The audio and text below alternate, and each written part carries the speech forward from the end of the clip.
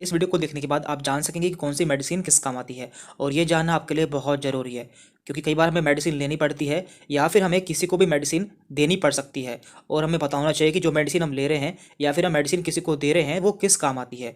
तो इस वीडियो में हम जानने की कोशिश करेंगे। तो यहाँ पे हम क्या करने वाले हैं, तो देखिए हर मेडिसिन में एक सफिक्स होता है, यानी कि मेडिसिन के लास्ट में एक वर्ड होता है जिससे हम जान सकते हैं कि वो मेडिसिन किस क्लास से बिलोंग करती है या फिर किस बीमारी के लिए दी जाती है। तो हम इस वीडियो में वही देखने वाले हैं। तो चलिए आइए स्टार्ट करते हैं। तो देखिए किसी भी मेडिसिन को हम उसके सफिक्स से जान सकते हैं, जैसे कि हमारा पहला सफिक्स है यहाँ पर केन। तो देखिए केन एक सफिक्स है जो कि लोकल एनेस्थेटिक में यूज़ किया जाता है। इसका मतलब होता है ऐसी दवाइयाँ जो कि किसी पर्टिकुलर रीजन को या किसी बॉडी के ऑर्गन को सुन करने के लिए दी जाती है। इसके एग्जाम्पल हैं जाइलोकेन, बेंजोकेन, एमाइलोकेन, लीडोकेन। यदि आपको किसी मेडिसिन में देखने को मिलता है लास्ट में केन, तो आप समझ जाइए कि ये एक लोकल एनेस्थेटिक है।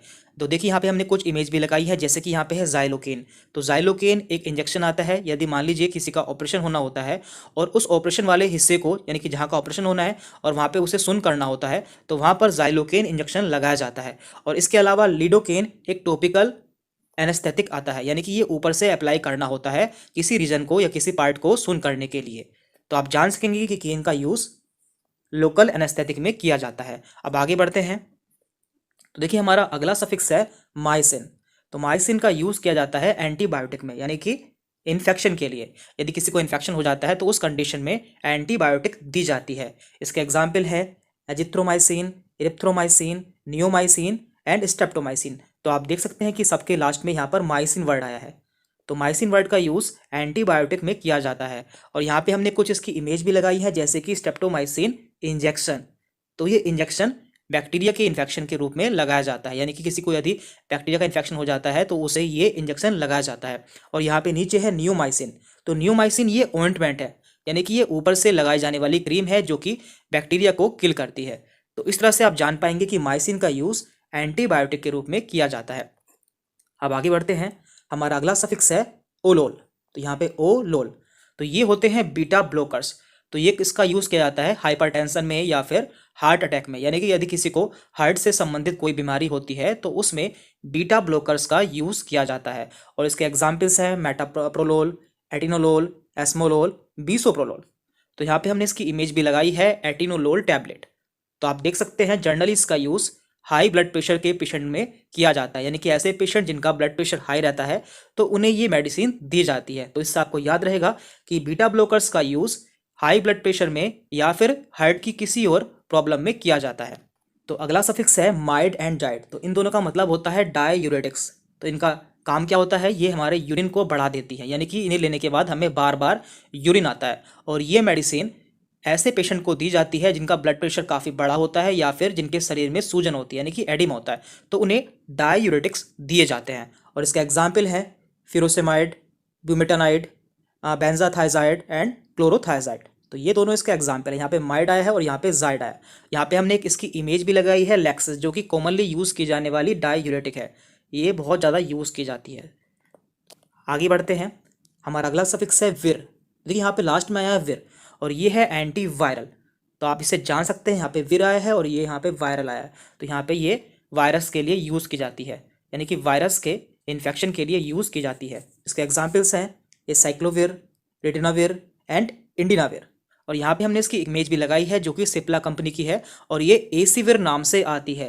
लेकिन आप देख सकते हैं यहाँ पे जो जो इसका यहाँ पे जेनरिक नेम है वो एसिलोविर यूज़ हुआ है और ये जो है ये इसका ब्रांड नेम है।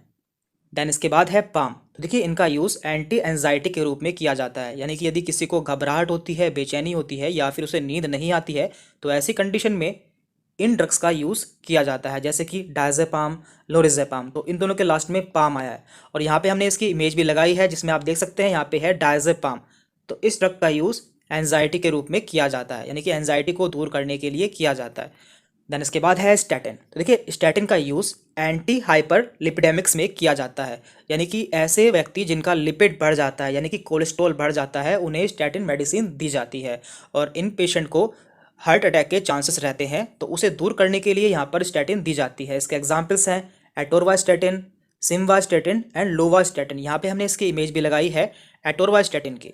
तो इस तरह से आपको याद रहेगा, यदि किसी ड्रग के लास्ट में स्टैटिन आता है तो वो लिपिड के लिए यूज़ की जाती है, यानी कि कोलेस्ट्रॉल को कम करने के लिए इस्तेमाल की जाती है। एंड इसके बाद में है सोन। तो देखिए, सोन ऐसी दवाई होती है जो कि स्टेरॉइड के रूप में यूज़ की जाती है, और स्टेरॉइड का काम होता है बॉडी में इन्फ्लामेशन को दूर करना, लेकिन इनके बहुत ज़्यादा साइड इफेक्ट भी होते हैं, इसलिए इनमें से आपको कोई भी मेडिसिन बिना डॉक्टर के प्रिस्क्रिप्शन के नहीं लेनी है।